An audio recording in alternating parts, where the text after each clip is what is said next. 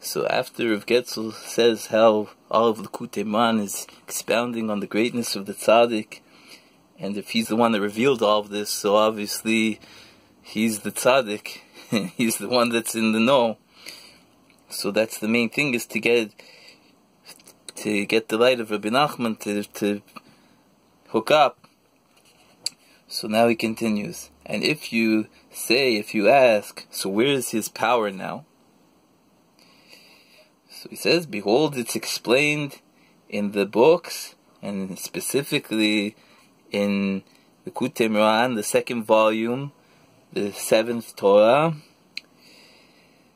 that this tzaddik, he teaches the supernal dwellers and those that dwell below.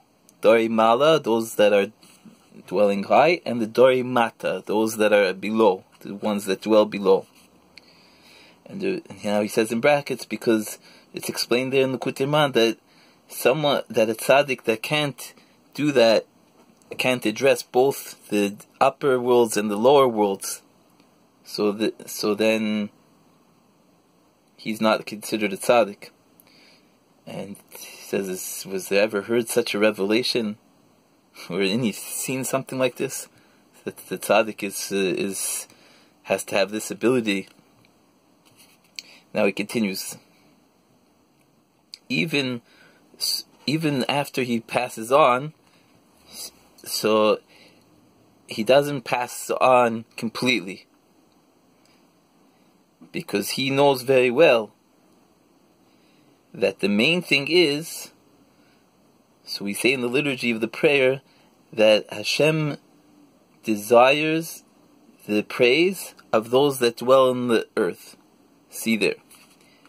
So Rabbi Nachman explains there in that Torah that Hashem desires those that are living in the world. So there's no point of just reaching lofty goals. The main thing is to bring the divinity, the knowledge of God and the holiness in this world. So therefore the tzaddik never just goes off to the next world. The tzaddik's always busy with us in this world. And he finishes off over there in the Likutei Uman, in that Torah, and this is the aspect of the burial of Moshe. And the rabbi of our congregation, the Gaon, the great genius, Hanifla, the wondrous Gaon, genius of blessed memory, that this is referring to the tzaddik after he passes on, because even then his tomb, his tzion, his holy tomb, accomplishes it does all the enterprises, the many enterprises that are explained in that Torah.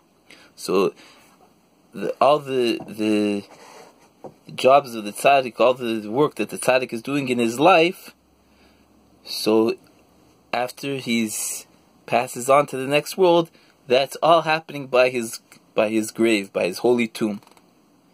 That's what Rabbeinu brings in the Likutei Uman, the aspect of the burial of Moshe. And therefore the will and testament of Rabbi Nachman in his tzava, in his testament, he said that we should travel to his holy tomb and say there the 10 psalms which are known to us, which he revealed, the Tikkun HaKlali, the 10 psalms, which are a rectification of the bris, of the circumcision, of the covenant. May the Holy Merciful One save us, which are the root, which is the root of all sin, the blemish, the defect of the covenant, of the circumcision. That's the root of all sin, and all the defections and bad character. May the Holy Merciful One save us. As is known from the Holy Zohar and from all the holy books, specifically from his holy book, from Rabbi Nachman's books. So therefore Rabbi Nachman left the testament that we should say the 10 Psalms of the Tikkun Klali by his holy tomb, because that's where to get rectification for this. And that's what he's busy doing even after his passing by his holy tomb. That's why we have to get there. And know that there will not be another Rosh Bayis, head of the world, head of the house. Rosh Bayis is the letters of Bereshit, the first word of the Torah, which can be divided and repermutated to be the head, Rosh Bayis, the head of the house, meaning the one in charge of the world. So Rabbi Nachman was the last head of the world, of the Rosh Bayis, and there won't be another one. And he says in brackets, see the Torah that Rabbi Nachman revealed on this, on Bereshis, the first word of the Torah, in the second volume of Likutei Uman, Torah 67, and you'll understand this. Until the coming of the righteous Messiah, there's not going to be another one. Therefore, he put his power in his book, and he guaranteed to help whoever comes to his tomb until the end. And on this he left a testament with these words: Nor, this is Yiddish now, nor ihr sollt sich halten in einem umkam dem. Just hold yourselves together with one another. Hold yourselves together one another and receive one from another. In other words, we have to stick together. All the followers, all the whole world really should be followers, but whoever's in should stick together, and he'll bring us to the rectification. Because the power and the counsel which he put in his book are hidden very deep. Specifically, the holy counsel, the advice, the remedies, the recourse, which is necessary now. And then, at that time, they weren't as necessary yet. Therefore, they didn't see them in his holy book. Now, in brackets, he says, just like the holy Zohar was hidden physically even, so too here spiritually. End of the brackets. Until the last generation, which needs this, really needs this for its healing, and he will,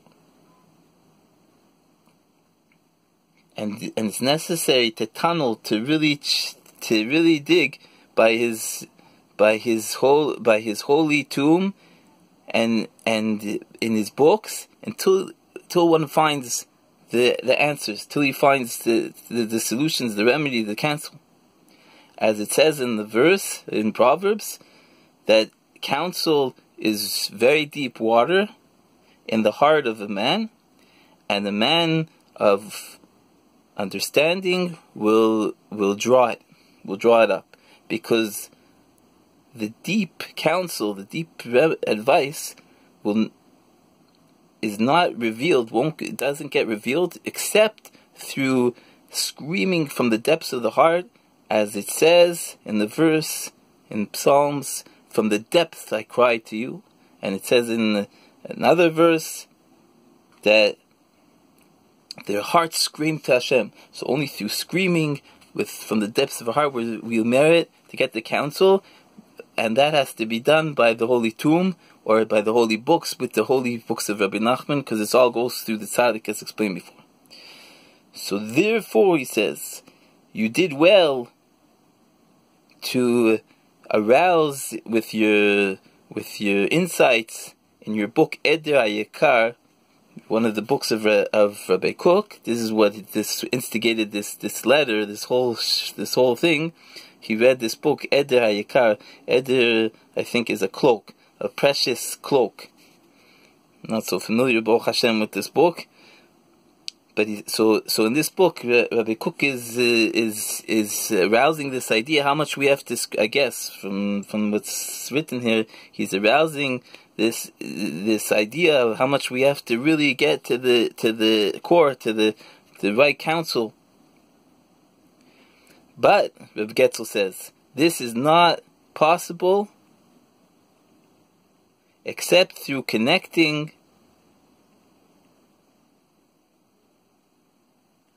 to the great power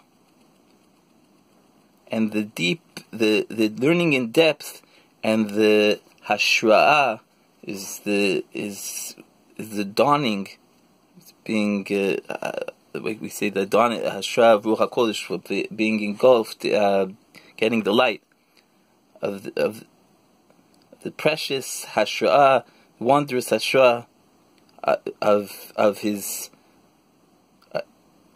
In the books of his holy student, Rabbi Natan. Okay, that's the end of this little piece. I have to go. So he says, you did good in your book, in that part, that you realize that we have to dig deep, and we have to scream and wake ourselves up. But this is this is only going to happen through the power of Rabbi Nachman and his disciples. And Be'ez Hashem will continue this later. Namach Nachmu Nachmu